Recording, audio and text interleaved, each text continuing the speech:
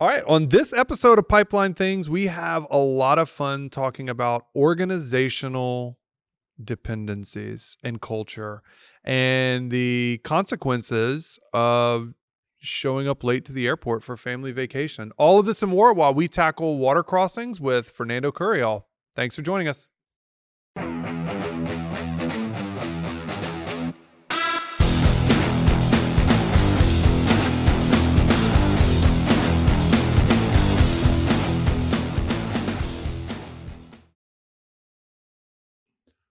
All right, welcome to this edition of Pipeline Things. I'm pretty excited about this episode. Listener note, listener warning. This episode was requested by a listener, or at least gave me the idea. That particular individual said, "Hey, I really think you need to do an episode on VIV," and I was like, "Sure, we can." And so before we get too deep down the episode, as we were preparing for this, I really thought, Chris, you ever had an event happen in your life where you did something and as a result of that event, you're like, I will never, ever do that again? For me, it's the opposite. And I can perfectly describe it. And I'm totally going to throw you off your game here. Or you can try. Go for it. I remember this one time, Rhett. I was at a conference and I'm looking at the agenda and the agenda's crap. And for that time slot. And I'm like, none of this stuff matters to me. I'm a pigging guy. None of this is pigging. I guess I'll go sit in this talk. And it was crossings. So I go and I sit down, and then this guy, he walks in like 10 minutes late. This is how you're trying to introduce me. He walks in late. Gotcha. He comes and he sits right in front of me, and they start talking about VIV. And you're like, I don't care about this VIV. guy just takes over the room. He takes over the conversation. He has all these opinions. I thought they were opinions because I didn't know anything about VIV at the time. Probably thought, this guy's an idiot. I would get rid of this guy. Who is this guy? And that was the first time I was introduced to Mr. Rhett Dotson. Yeah, right. It was. VIV was the first time I saw you talk about anything. But like that's not the point. The point of my thing was... So I can tell you, I randomly walk in topics that maybe are not that exciting to me just because you never know what's going to happen. Change course, right? You know what I mean? Gotcha. So framed it better. What I was thinking is more like when you do something, you're like, oh my God, I should not have done that. So like I know, and that's why I'm calling you out, and you tried not to do it, but I'm doing it anyway. But this goes two ways, by the way. Yeah, sure, you can. You missed the flight for vacation, and y'all's family lost 24 hours of vacation time because y'all were late to the airport. The reason I use that is like I am a non-late, non-rush to the airport type of person. Yeah. Because I don't want to have that experience. You only do that with your family. You're lying. I've been with you when you're traveling solo because it's like me. It's on time, true. Fast, efficient. Whatever. That doesn't work when you have 4 kids and your wife with you in tow. Well, I think today's topic, we're going to be talking to the guest, and I think the guest works for a corporation that, in my opinion, I think has the most mature water crossings program in the United States. And I don't mind saying that. I've told other clients that. But that water crossings program was developed on the back of a very painful experience. And so the painful experience that we're talking about, if the audience isn't familiar with it, is the Silvertip pipeline failure in the Yellowstone River. And you can actually find the details of the report. This is from 2011, and you can find it on PHMSA's website. All of the information or anything that I talk about is only going to come from that. But, in preparing for this episode, I went back and looked. The cost of that incident, Chris, $135 million at the time the PHMSA report was issued in 2010, which I'm sure is more now. The first thing that struck me is, oh my God, how many integrity programs cost $135 million, in terms of mitigation? So when we talk about this topic of VIV or water crossings, the consequences are real. For those of you who aren't familiar with it, the incident occurred in July of 2011, and it was in Yellowstone County, and it had 1,500 barrels of crude oil were released into the Yellowstone River. That's from the executive summary in the PHMSA report. And the last statement I want to make about that failure is I've often been in conferences or in discussions with people, and they're like, this VIV thing, Rhett, like, is it really real? Like, can you point to a pipeline that has actually failed? We're using an acronym that we have yet to define. VIV, Yeah. which is vortex-induced vibration for our listeners out there. So vortex-induced vibration is a phenomenon whereby when you get a fluid rushing past a cylindrical object, it will oscillate back and forth in the eddies. I often tell people, you see it all the time, you just don't realize it. So the next time you get in your car, if you have an old school antenna, Yeah. look at the antenna in your car. I guarantee you it's got a helical wire that's wrapped around it. It does. That's for VIV. If you pass a chimney stack in a refinery, look at the chimney stack, and I guarantee you will see a helical wrap going around that chimney stack. That's to present VIV due to wind, VIV.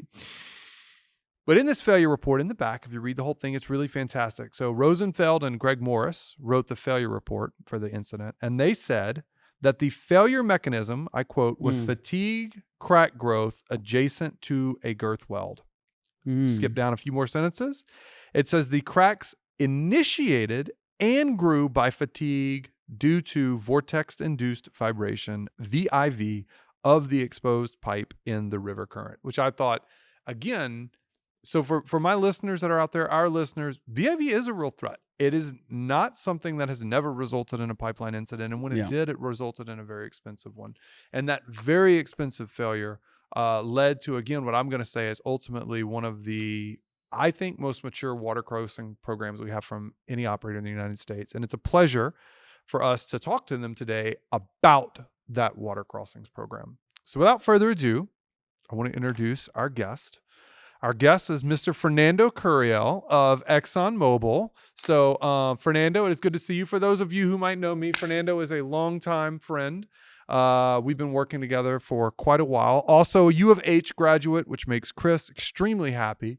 And both a close personal friend and colleague. So, Fernando, welcome. Thanks for having me. I think you underestimate, I guess, the UH thing. It might have been the only reason I got hired, to be quite honest with you. But we don't talk about those things, okay, Fernando? Okay, but yeah. It's real. It's definitely real between the two of you. I got it. Chris was sold on you from moment one, and I'm pretty sure it had something to do with the bear claw, but I was willing to, let it go. Yeah. So, well, thanks for being willing to talk to us today. So, Fernando, if you don't mind, will you introduce yourself to the audience? Tell us a little bit about you, other than the fact that you went to U of H and other than the fact that I introduced you as an amazing engineer. Right.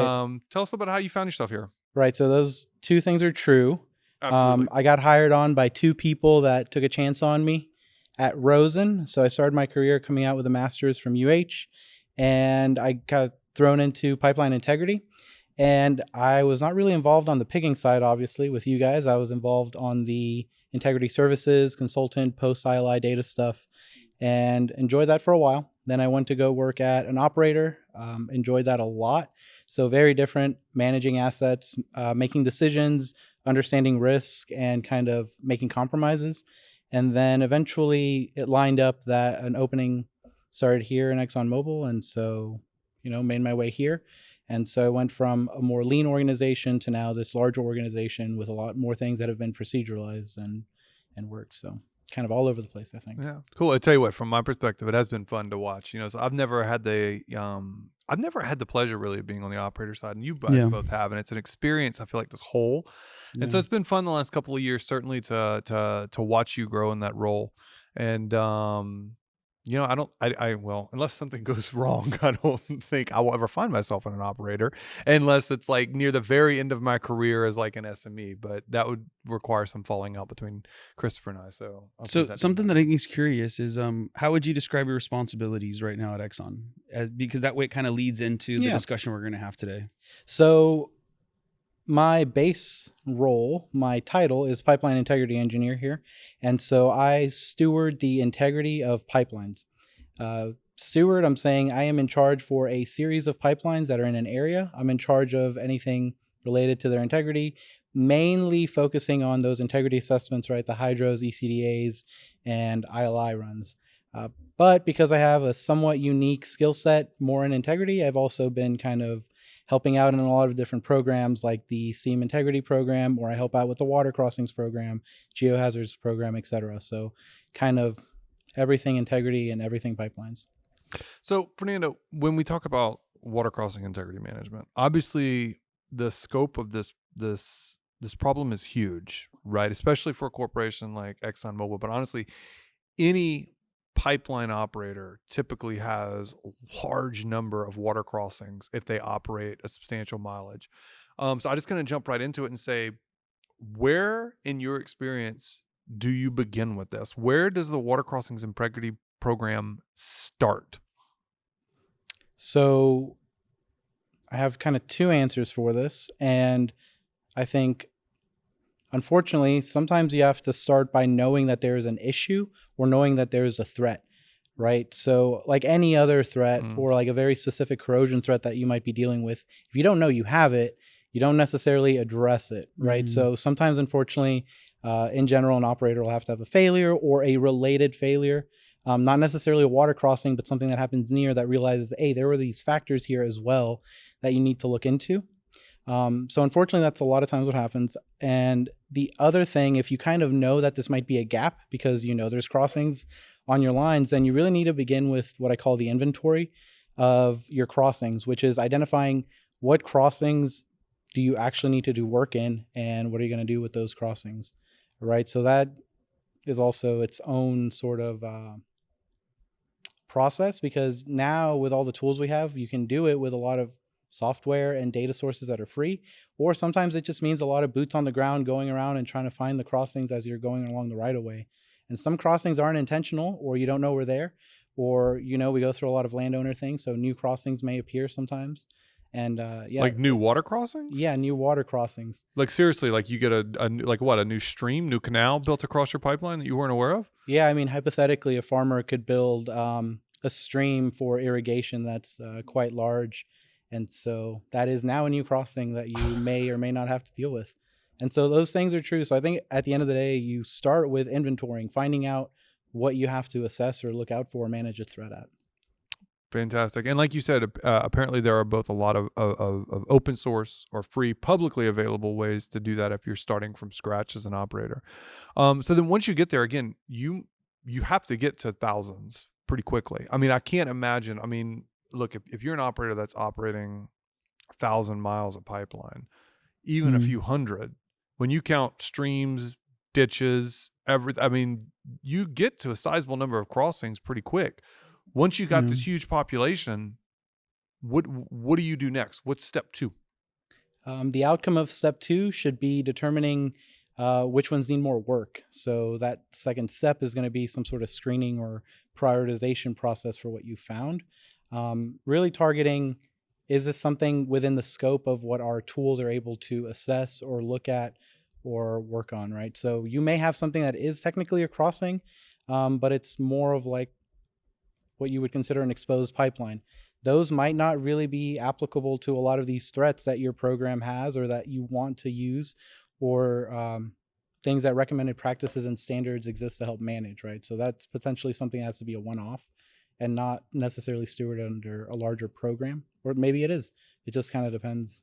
So again, that screening prioritization process, I think, is the second step we would take. So you screen, make sure that I understand that. So you screen to look at a particular crossing and say, this fits within my water crossing program and I can assess it, or if it doesn't fit within my water crossing program and I don't need to assess it. Is that the question you're trying to answer first?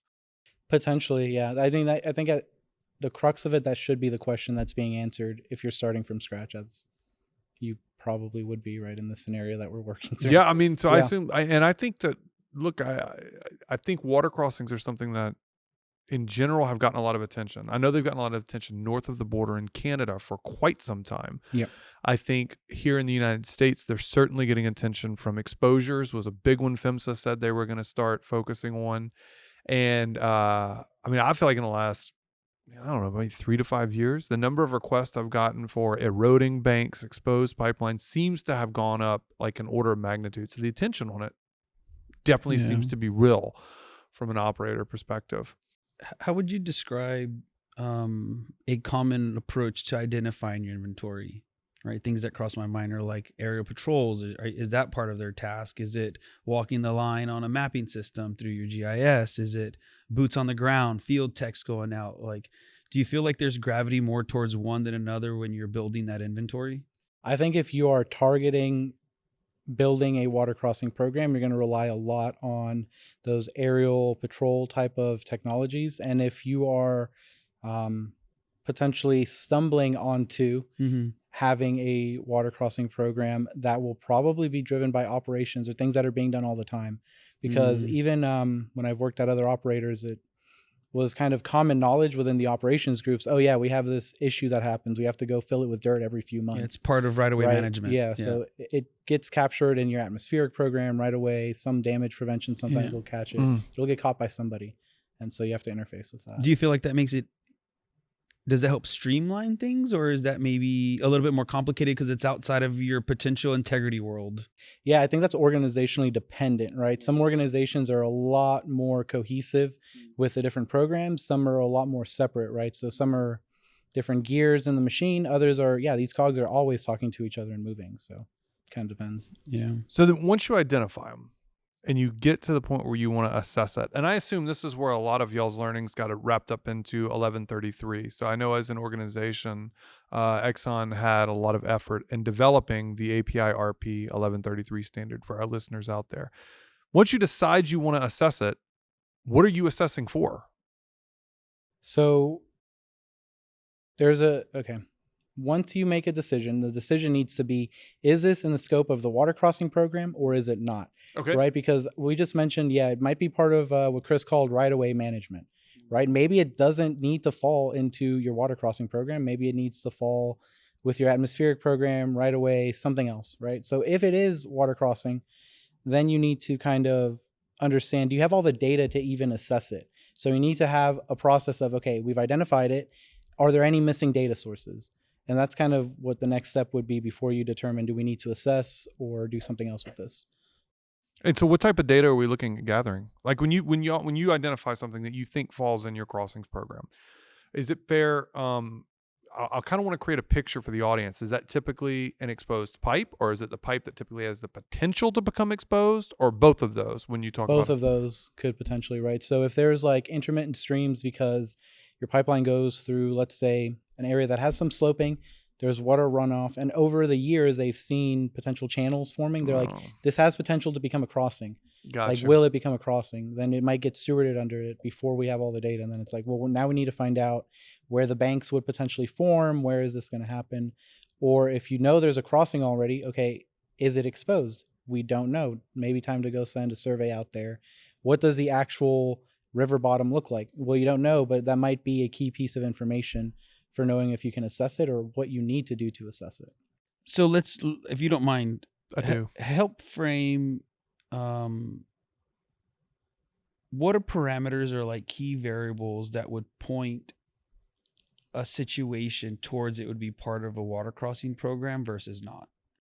Is it exposed? Does it see intermittent or continuous flow? Mm-hmm. And do weather events change the landscape, I think, are some of the bigger ones. Interesting. Is it exposed? Is it intermittent?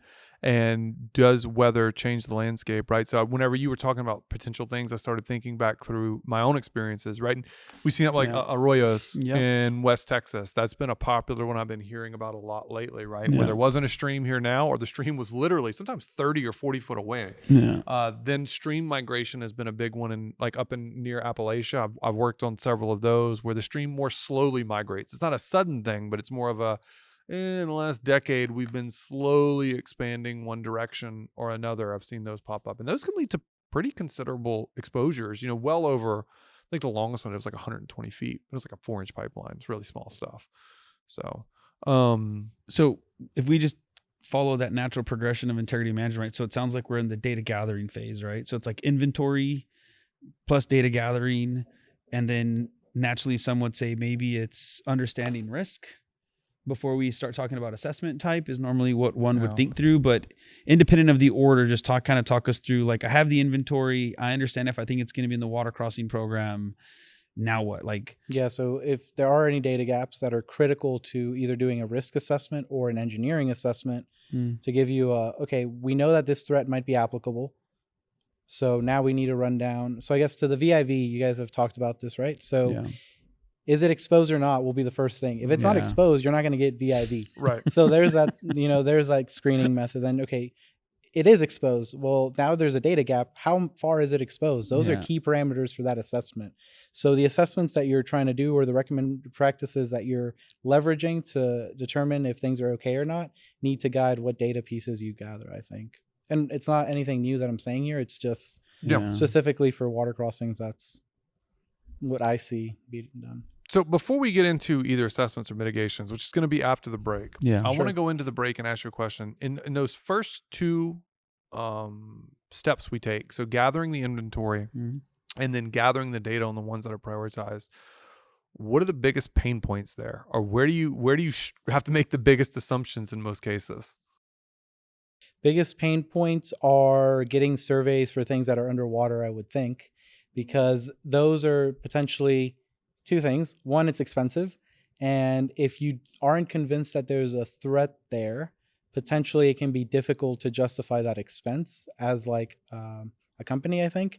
And also, if you do think there is a threat there, you can't always just go inspect things underwater. There is seasonality to this. So picking the right time, Mm. or hey, maybe you're inspecting it, but you know that this is a low water level. This is not representative of the concern that you're actually trying to target. Or maybe you identify something that might be a concern during a high water event, so like a Yeah. storm. Well, now you need to start trying to understand what assumptions are reasonable, what has been done in other places. Maybe you need survey data. And knowing what information to get is sometimes kind of a pain point as well, because every water crossing can be somewhat unique, right? As Yeah. opposed to something like a corrosion feature. Yes, they're all different, but they all, you can do modified B31G on most corrosion features, Yeah. right? And assess them that way. That's a great point. That's what that was gonna be my next question, right? Is Yeah. the mechanics Mhm. of evaluating this threat just feels different than when you're treating a more common threat like corrosion, which many people will feel comfortable with, right? It's more straightforward, right? Whether it's field data, I'm still doing B31G calculation. If it's ILI, it's still B31 calculation. If I'm trying to estimate failure, I could say, well, as long as it's not deeper than this or longer than this in a table, Mhm. I determine if it's fit for service or not. This seems a lot more situational. It's not single scenario is kind of what it begins to feel like. It's a little bit more data integration. Yeah, you do Right. rely on that a lot, right? So you need a data integrate. And I mean, ultimately, if you just think about, we all are engineers here, right? Yeah. Well, claim to be engineers here. Yeah. Some of I'm us not better than I'm not others. licensed. I will if you heard the previous episode, I do not have a PE. But I've already said, Mic over here, voice over there. but You I've see already this? I've already said, Yourself. hey, if it is that important to you guys, I don't mind going to get it. All right. But yeah, I mean, so we're all It's important engineers. to me. Go get it, Chris. But like part of being an engineer, right, is defining your problem. And with water crossings, Yeah. it's a lot harder to define what is your problem. Like, what is exactly the threat that you're looking at? Is it applicable? And what data is important for it? As opposed to some of the other threats like corrosion, where it might be a little bit more easy and routine to understand those parameters. So that's what I was thinking when you broke out the cost. And I want to dwell there just for a minute. Like getting the water bottom on a large waterway is definitely a challenge, right? So something like the Mississippi River, probably a challenge. Something like the Sabine River, probably a challenge. Red River, challenge. Atchafalaya. Definitely a challenge. But you've got other smaller crossings, I would think, that are probably easier, creeks and things like that. Does that tend to influence where you go get data first? Do you get data on your easier ones and then shelve the other ones if you really have to make a case for, budget to go do a sonar fish down there to get a bathymetric survey? Yeah, I think really realistically, we live in a world with like limited resources, so you need to be using risk to drive some of those Wow. decisions. Yep. And if you don't know enough on like the likelihood of something happening, then you can kind of rely on, okay, what consequence? So a smaller exposure, it's Gotcha. easier to say, well, we're not necessarily as concerned. We can get people out to this one, right? So we know that we'd be able to respond. This one is out pretty far out, but it does get to like a drinking water intake if it were to spill here. This is something that we have very little like control, that. hard to respond, I like that. and you need to kind of play with that side of it too. Thank you. That makes a lot of sense, Fernando. Okay, when we come back, I want to talk a little bit more about that risk and consequence side. Maybe talk a little bit about mitigation. So, audience, hang on, and we'll be right back with our guest Fernando in just a moment.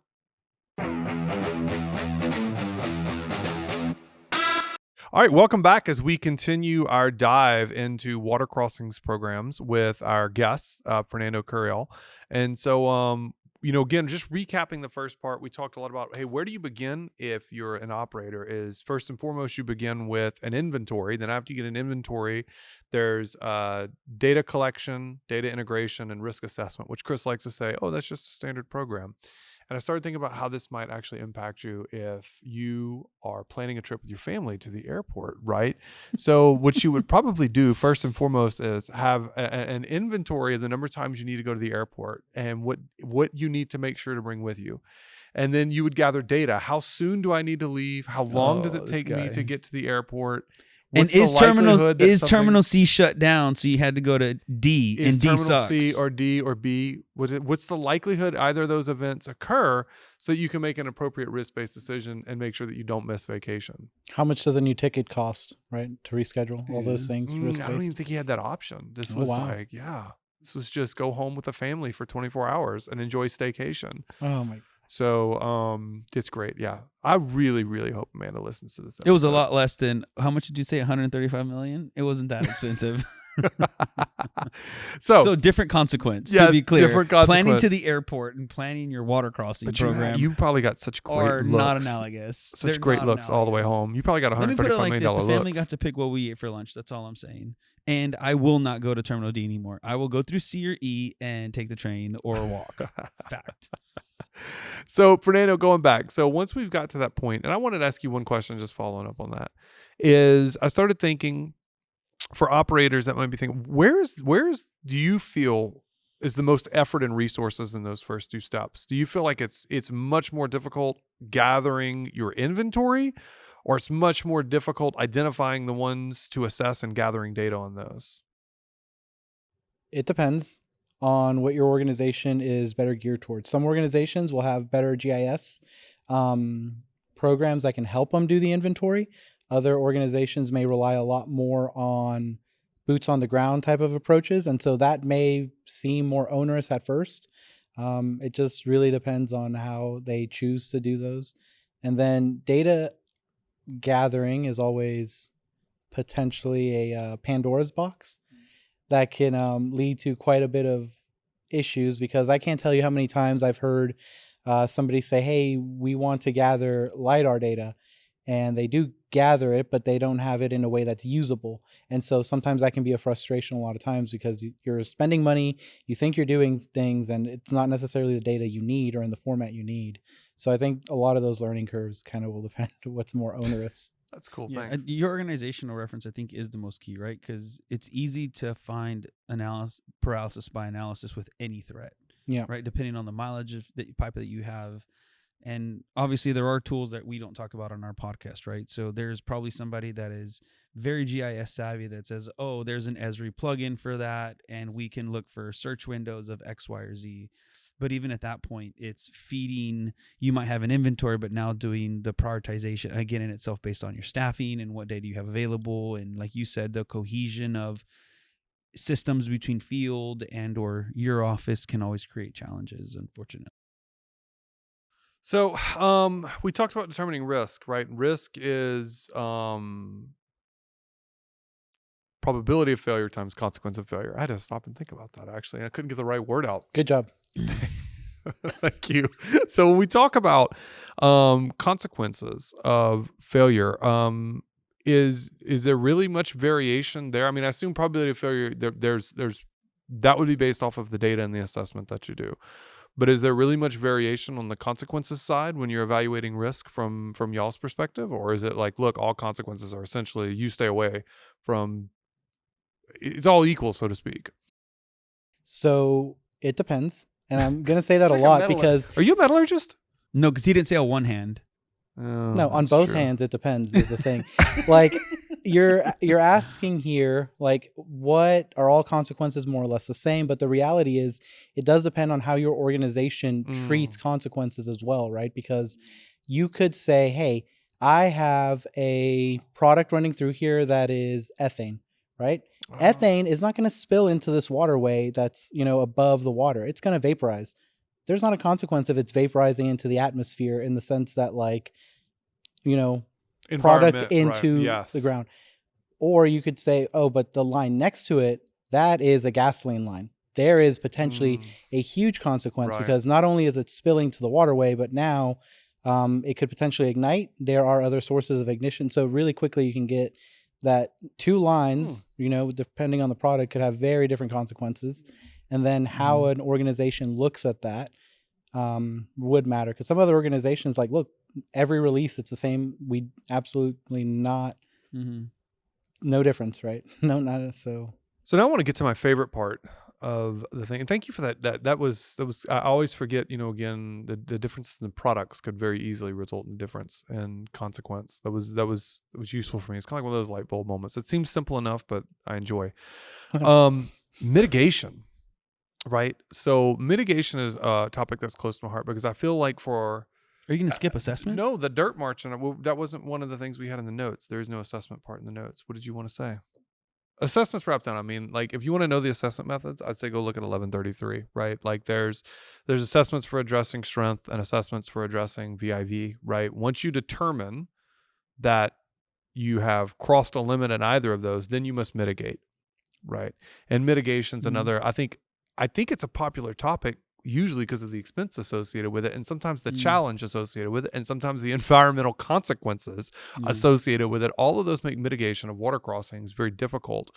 And I'm just curious, like kind of what is your experience or the approach to mitigation? How do you look at the suitability? When we talk to the dirt merchant, for instance, he's like, dude, I'm so tired of seeing people just drop concrete mats on things. And I always see these funny pictures of pipelines with concrete mats hanging off of them in creeks because it just eroded underneath because it really wasn't suitably designed.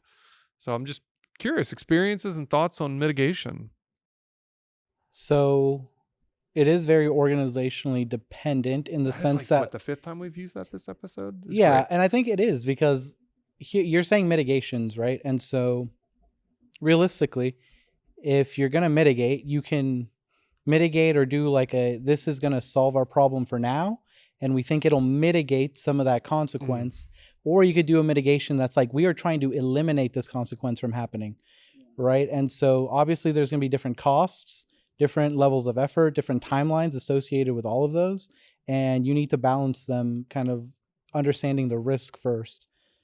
So I think some organizations will be more on the side of we want to eliminate this risk and never have to deal with this again. We're going to do an HDD under this water So crossing. that's prevention. Yeah, which is we want to. A lot of times those go hand in hand, right? So in your integrity plan, you don't always jump to mitigation, right? It's P and M, right? Prevention and mitigation. Yeah. Depending on, like you said, potential consequence of failure or just ability to maintain or desire to maintain.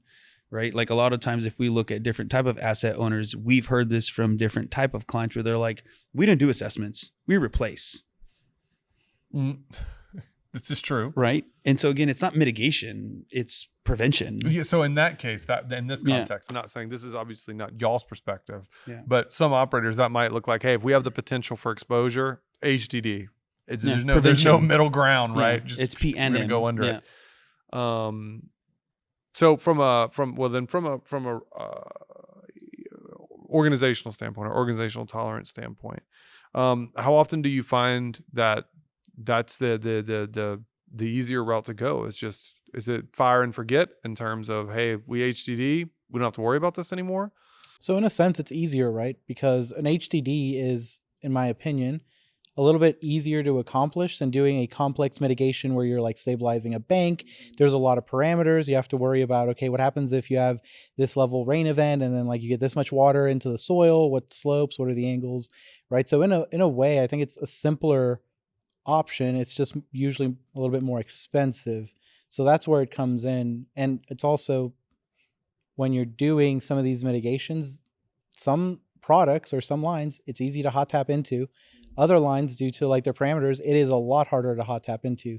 Some you need a downtime, others you're going to need no downtime. You can do it live and you'll just like tap in, go in. So all of those things need to be taken into consideration. So realistically, I've seen with other people that I've talked to in this industry that there's been a lot more work trying to understand the threats before going to the mitigation, and usually going a little bit overboard on mitigations to preventative, just get rid of it, don't worry about the threat. which makes sense because you don't want to spend a lot of money and then not really have mitigated it, just had the illusion because you spent a lot of money Well, and did some things. all you there. did was delay it, like, which is what Yeah. mitigation is. You change the local environment, and now in time you deal with those consequences. And that's becoming more of a challenge. So I know, like, in a lot of places in the Northeast, it's not easy. Even if you want to do a mitigation, they want all native materials. Like, so the go-to for a lot of operators has been, hey, I'm just going to dump a ton of riprap here, and I'm going to armor this bank and move on. So the fun fact there that I've seen happen is either one, you get environmental groups or even state groups involved who are like, hey, riprap's not natural around here. That bank doesn't look natural. You're not doing that mitigation, which can create a challenge for the operator. Or alternatively, if not properly done, you can literally change the course of the waterway. So I worked with one operator who they did that, and they literally moved the problem about 100 yards downstream. So it's like the bank didn't meander there anymore. It just bloop, moved 100 yard downstream and meandered. Yeah, I've seen instances of that too, I guess. And it becomes difficult, right? To mitigate something, you're trying to reduce as much consequence or the likelihood of it happening. And again, I think you have to have a pretty good understanding of how you want to manage your risk as a corporation before like getting into those discussions or like being aligned with the actual risks of doing those things. Because yeah, HDDs sound fine, but like there is quite a risk into hot tapping a line if that's what it's going to take to get it through there, or potentially you're shutting down natural gas supply or something to, a community, right, to do this for a while during winter or something to that nature. So there's a lot of things that could go, I think, in pipelines in general. Yeah, cost benefit always finds its way into the discussion, right? Yeah. It always does. And those can be challenging. And so oftentimes it kind of makes you wonder if we use this role as an integrity professional, what role is appropriate to have on the cost side, right? Here's the challenge. We have a technical approach. We say, here's, option 1, which is prevention. Here's option 2, mitigation. And then does it move on? And then we deal with the consequences later as the integrity professional, or do we want to be involved in those conversations? I'm going to ask one last question of you. And I'm curious what your thoughts are. So this is you personally. How much of this, if it's an operator starting with a normal size integrity program, and you've worked for a couple now, so you've got a feel for what an integrity program might look like. How much of this can an operator realistically take on themselves, and how much do you think most operators are going to have to really reach out to, experts and consultants as they launch the program? Here's your chance, buddy. Say it one more time. So it organizationally depends. I do think that it's organizationally dependent because realistically, I do think it's organizationally dependent though. And here's the thing. I think that some people in some organizations are going to be really good at what will become an open-ended problem. But soon as you start looking into it, there's actually quite a bit of people and expertise, right? So you can leverage consultants to help guide you, but maybe you have the resources available to do a lot of it in-house.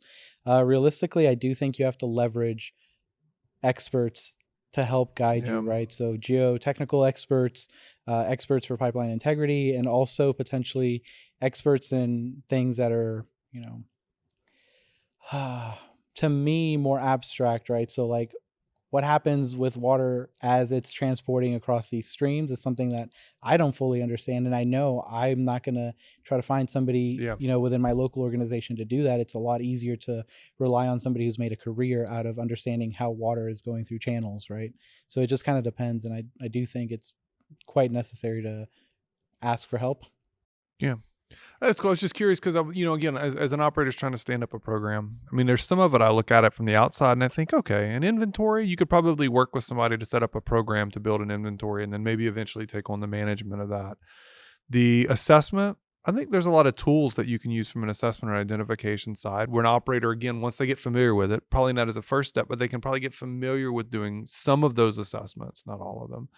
Mitigation is one where and that becomes very tough, right? Especially if you want to actually beyond an HDD. If you want to do something other than an HDD, mitigation can get, I think, really challenging, particularly if you get into environmental aspects of mitigation.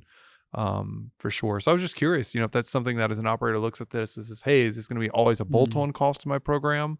Or are there elements that they should expect to begin to get comfortable long-term bringing in underneath their own purview? I think that most people, though, I think most operators, when starting from scratch, are going to have to rely a lot on for sure. contractors, and probably for the long term, because realistically, some of that is very niche and it doesn't get used a lot, right? So you're talking about very complex mitigations. You may have 2 of those in a 10-year span. And yeah, everybody involved in that project will become experts and will know about it. But I can guarantee you that that's not going to be like a widespread organizational thing potentially for that company, right? So there are experts that potentially got built, but then you're still going to rely on somebody who is doing it all the time because that's their job, right? Like a geotechnical person that helps with those.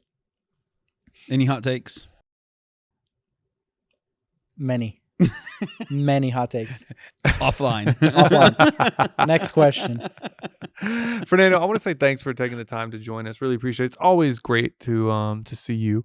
On average, before you go, just want to ask, if you were going to the airport to travel internationally, how long would you recommend that you get to the airport in advance of your flight?